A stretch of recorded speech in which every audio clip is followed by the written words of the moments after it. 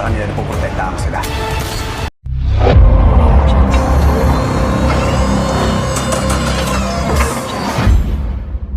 Sa gitna ng katahimikan ng simbahan ng Quiapo, dumating si Tindeng. Pitpit ang bigat ng lihim na matagal na niyang kinikimkim. Hinarap niya si Father at buong pag-amin na sinabi, "May isang mahalagang dokumentong itinago ko rito noon. Sa pangalang ako ang ginamit." Agad silang naghanap at makalipas ang ilang sandali, natagpuan nila ang mga papel. Lumang dokumento pero buhay ang katotohanang laman nito. Mula simbahan, dumiretso si Tindeng sa ospital.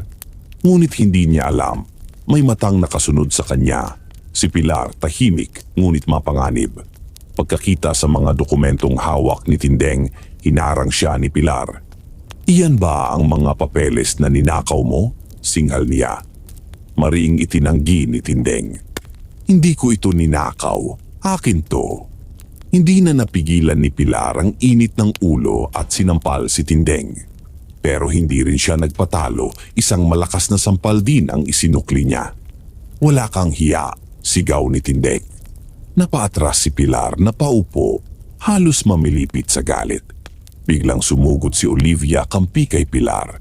Pinagtulungan nila si Tindeng, ngunit dumating si Marites galit na galit at agad pumanig sa kanyang ina. "Magnanakaw ka," sigaw niya kay Tindeng. Sa gitna ng tensyon, biglang ibinato ni Tindeng ang mga dokumento kay Marites. "Iyan ang dahilan kung bakit itinago kita noon kay Gustavo. Akala mo ba kaya kong hayaang malugmok ka sa gulo ng mga gerero?" Sa likod ng kaguluhan, nagising si Tanggol sa kanyang hospital bed. "Anong nangyayari?" tanong niya. Lumingon si Marites, puno ng lungkot at pagkalito. "Anak, marami ka pang hindi alam, lalo na tungkol sa pagkatao mo." Hindi nagtagal, nagtungo si Marites sa mismong tahanan ng mga gerero. Hinarap niya si Don Gustavo. Matapang niyang sinabi, "Si Tindeng ang tunay kong ina, at kayo ang aking ama." Nanigas ang mukha ni Don Gustavo. "Kaano-ano mo si Matilde?" tanong niya. "Siya ang nanay na kumupkup sa akin, kaya't kayo ang totoo kong ama." Tahimik ang buong bahay hanggang sa sumiklab ang galit ni Miguelito. "Sinungaling ka, lumayas ka rito." Ngunit hindi natinag si Marites. Buo na ang loob niya. "Wala akong pakialam kung tanggihan niyo ako. Ang mahalaga lang matigil na ang patayan. Magkadugo tayo. Ayokong may madagdag pang buhay na masasayang." Samantala sa ospital, nagpupuyos din sa galit si Tanggol sa mga revelasyong narinig. "Ang mga gerero ang pumatay kay David," sigaw niya. "Kahit may dugong gerero ako, hindi ako magdadalawang isip na tapusin silang lahat." Sa gabi ring iyon, sinalakay ng mga kalaban ang bahay kung saan nagtatago si Tindeng at ang kanyang mga kasama. Nasaksak ang isa sa kanila.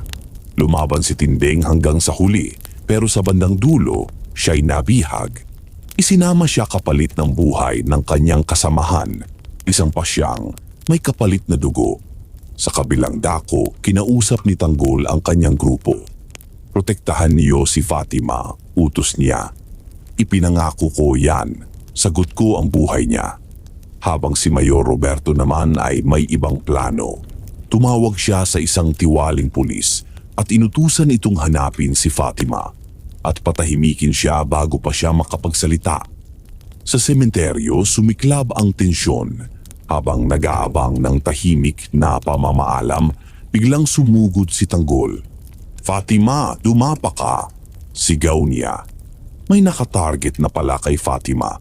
Mabilis ang aksyon ni Tanggol. Binaril ang sniper habang tinatakpan si Fatima. Sa pagtakas nila, tinamaan ang isa sa mga kasama nila. Napatigil si Fatima na tulala. Naiwan si Tanggol na nakikipagputukan pa, pero agad siyang bumalik para hanapin si Fatima. Sa paglapit niya, napansin niya ang isang lalaking armado, palihim na lumalapit kay Fatima. Biglang sumigaw si Fatima, isang segundong babala, at isang putok ang sumunod. Ngayon matapos ang sunod-sunod na revelasyon, malinaw na kay Tanggol ang dapat niyang gawin. Kahit may dugong gerero siya, walang makapipigil sa kanyang tapusin ang pumatay sa kanyang kapatid. Tanong na lang ng panahon kung ang gulong ito ay matatapos sa pagkakaisa o tuluyang mauuwi sa pagkawasak. Ibahagi ang inyong saloobin sa comment section. Huwag kalimutang mag-subscribe at i-click ang notification bell para hindi ninyo ma-miss ang susunod na kabanata ng Batang Quiapo. Maraming salamat sa panonood.